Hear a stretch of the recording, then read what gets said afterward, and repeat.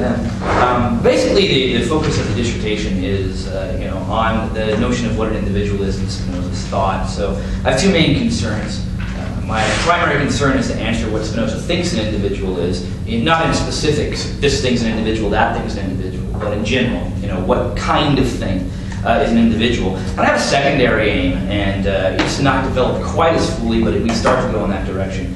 And that secondary aim is what this conception of an individual leads to in the realms of ethics, and a little bit in the realms of some political theory, although that's more speculative and outlining the political part. So on. In chapter 1, which is the largest, I argued this at some length because I thought it was important. I think there's a distinction that Spinoza uses that's something like the distinction you find in a medieval thinker like Duns Scotus, formal objective distinction, where you have something that's truly distinct but is not actually separable. So there's a real distinction there in the sense there's an extra mental distinction. And I spent some time arguing that Spinoza holds such a distinction or something like it, even though he probably doesn't do so deliberately. I wouldn't call it that. At least I don't think so. So I spent some time talking about that, which I think is an important part of chapter 1. And I also discussed in chapter 1 whether or not we want to align with one of two dominant conceptions of the relationship between substance and modes in Spinoza's thought. We have the traditional reading that modes are properties of substance, and since there's only one substance, everything in the universe is a property or somehow adjectival on that one substance. That's one reading. Then there's a reading made famous by Curley that to say that substance and modes modes are in substance is really just sort of to say that modes are caused on substance or they're radically dependent on substance, which is something that sort of rejects the adjectival view or the property view. I follow Bennett in reading Spinoza as holding a field metaphysic, and I think that the theory of distinctions that I give to Spinoza, the formal objective style distinction, is something that allows that reading to go fit in very nicely. Bennett spends a great deal of time defending his reading. I spent some length on that. The defense is in there. The main argument, and I want to actually do give the argument for this one, that Bennett is driving at here, is that Spinoza sees reality, quoting Bennett here, first how he sees reality, and then Bennett's argument for it, and then I'll move to the rest of the dissertation. Bennett says that this part of Spinoza's metaphysics can be approached through a story of Newton's. God decides to add a mountain to the world, which he does, I'm quoting Bennett here, by modifying a certain mountain-shaped and sized region of space that affects everything else just as mountains do. Other bodies can't enter. If they reach the region quickly, sound is emitted as they are bent or shattered, light is reflected, and so on. If the job were done right, Newton says, we would have every reason to believe that a mountain had been added to the furniture of the world. And he doesn't want us to worry about why Newton was interested in this thought experiment. But for Spinoza, he says, this points to a way of bringing the concept of substance to bear on the extended world without implying that mountains are made of substances.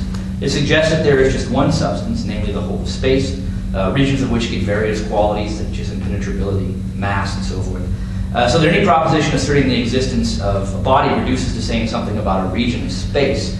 Although Bennett doesn't say bodies are just a region of space, but something like a spatial, temporally continuous set of place-times, to use Bennett's phrase there.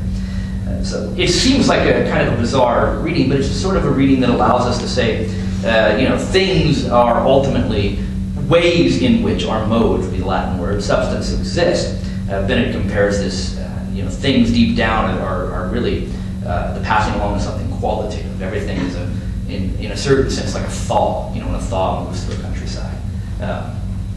Nothing is moving. Different parts are being affected in different ways as the thaw moves. He gives several arguments for this. The most interesting one is where he discusses Spinoza in his fourth letter. He gives that letters to Henry Oldenburg. Says that men are not created or destroyed. Basically, that their bodies existed in some sort of different form. If anything really was destroyed, say a particular man really was destroyed, that would have to be the annihilation of all space. If anything was truly destroyed rather than transformed. And Bennett says basically the true annihilation of something, the only possible way Bennett thinks, I don't know if it's the only possible, but it's certainly the most reasonable, I think. The only possible way to read this passage is to understand that the true annihilation of an individual thing would be the annihilation of a region of space. And since there's one Euclidean space, when it says this would mean the destruction of all space. And Spinoza does say something very like this in the letter and passage that it builds on. He has some other reasons too, but that seems to be some of his strongest. And I spent a number of time on finite because I think this is a particularly important issue. Right? How precisely does Spinoza view the relationship between his one substance and his modes? Is it really adjectival? How can you explain that? And Binet, I think, is a good example. Let's jump to chapter 2. Chapter 2 I can cover kind of briefly here, then we'll move on to 3, 4, and 5. Chapter 2 basically looks at the main text that are involved with Spinoza's notion of individuals and some problems with that account. The main point here is to look at Spinoza's physics. He doesn't really have a full theory of physics, but he has some sketches for what a physics might look like. These are in the lemmas following Ethics 2, Book 2, Proposition 13, and everything associated with that area.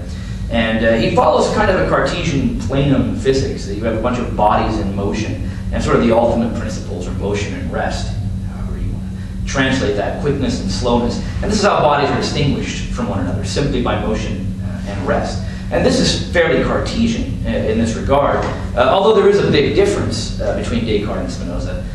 Descartes needs extended world to be kind of held in motion, have motion imparted to it by an external agent, and Spinoza holds that it's sort of inherently in movement. Right? This is something essential. There's no external agent in Spinoza. So starting with the physics, there's a big push, and this is where the interesting notion of what an individual is, to talk about individuation in terms of the individuation of bodies by physical laws or physical principles, motion and rest, specifically. And what's quite interesting about this is there tend to be two forces in the literature. There are those that think of Spinoza as placing individuation really in the context of physics. And I've come to think that's probably correct. But there is a fairly large voice in the scholarly literature that says that when Spinoza is talking about individuals, he's talking about organisms. Or he really is only talking about organisms, or he only has organisms in mind. Binet says something to this effect. Hans Jonas, in a very influential article, says that Spinoza really only means that everything that's an individual is an organism and everything that's an organism is an individual. But I don't think that's going to work. When I started writing this, I actually thought it might. But I don't think so. That's just simply not going to fly. Although I do think Spinoza has organisms in mind as sort of paradigmatic individuals. And this is because Spinoza uses his principle of individuation is essentially what you call kenosis. And kenosis is sort of a striving to persevere in being. And when you flesh that out, it applies most obviously to organisms. Although striving isn't necessarily an organic concept, it's a principle in physics first. It means something like it tends to stay in existence. So, but organisms are a great example of that when you give the sort of the body runs around searching for food and so forth, staying alive.